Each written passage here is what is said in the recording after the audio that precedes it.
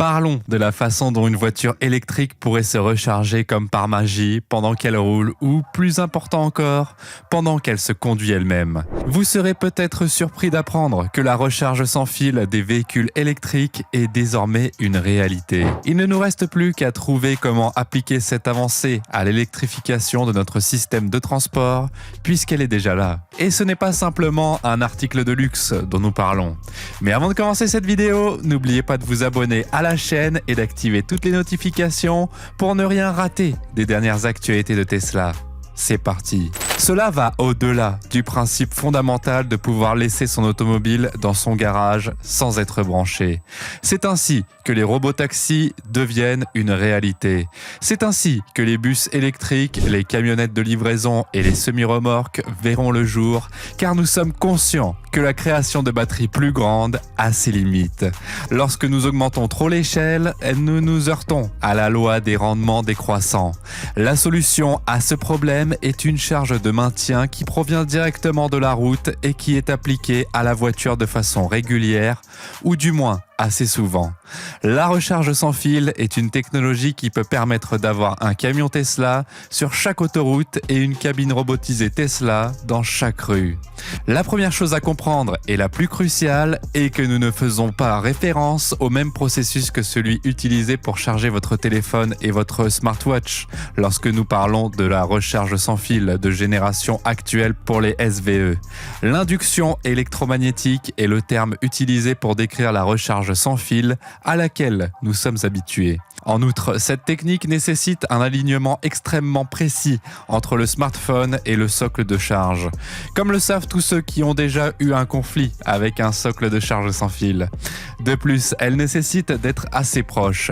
C'est maladroit et pas très efficace. Si vous avez de la chance, vous pourrez transférer environ 80% de l'énergie, mais il est plus probable que ce soit moins que cela. L'induction électromagnétique pose de nombreux problèmes, car le socle de charge envoie son champ magnétique dans toutes les directions. Et les deux peuvent échanger de l'énergie si une bobine réceptrice entre dans ce champ magnétique. Comme la majeure partie de l'induction n'est pas dirigée vers la bobine réceptrice et ne peut être focalisée, l'intensité de ce champ est limitée. La loi en carré inverse fait donc souffrir l'induction électromagnétique.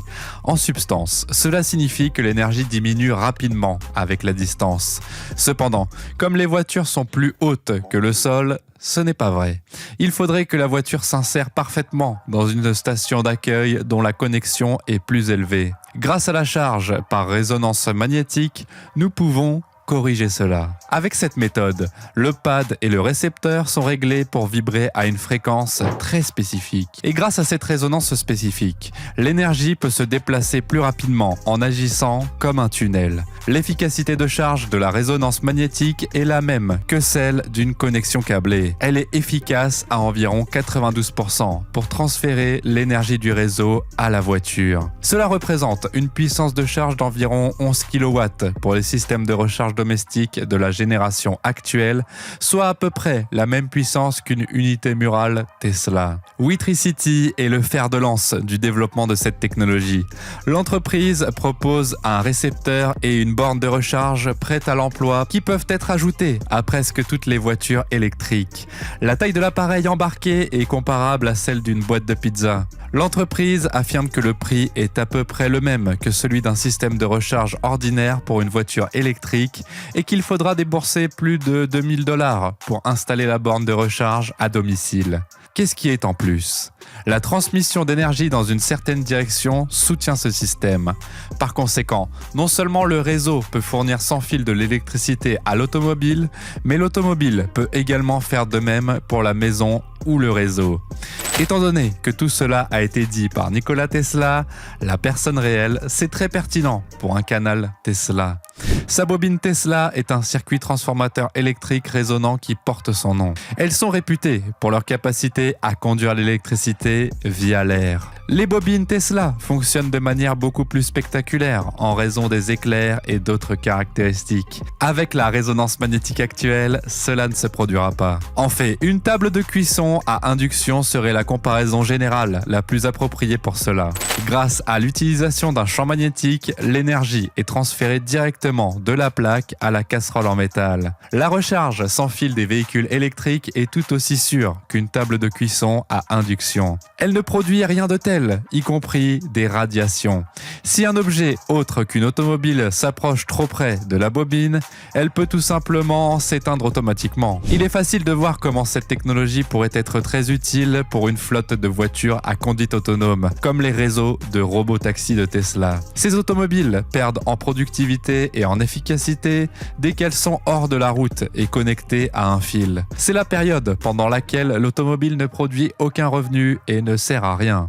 Par conséquent, notre objectif ultime est de réduire ces temps d'arrêt autant que possible. L'avantage d'un service de taxi conventionnel est qu'il emprunte fréquemment des itinéraires bien connus. Aller d'un aéroport ou d'une gare à un hôtel et retour, la majorité du temps d'inactivité d'un taxi est consacré à l'attente des clients dans des files d'attente à des endroits tels que les zones de prise en charge des aéroports. Par conséquent, nous connaissons l'endroit précis où placer une bobine de charge routière. Pour être efficaces, elles doivent simplement se concentrer sur les bonnes zones. Il n'est pas nécessaire qu'elles soient partout. Cela signifie également que les voitures autonomes peuvent se recharger de manière indépendante. Il n'est pas nécessaire que quelqu'un les accompagne et les branche. Vous souvenez-vous du prototype de câble de recharge robotisé à branchement automatique que Tesla avait à un moment donné? Il ressemblait à un étrange serpent électrique. Cette approche est nettement plus simple et ne comporte aucun composant mobile. Voici une autre technologie qui est actuellement prête à être utilisée. À des vitesses allant jusqu'à 100 km/h, des tests ont montré que l'énergie peut passer du tarmac à l'automobile. Cela correspond à un peu moins de 100 km/h et nécessite un taux de charge maximal de 20 kW. Il ne s'agit donc pas d'une recharge rapide, mais plutôt d'une accumulation d'énergie, comme on l'appelle dans le milieu.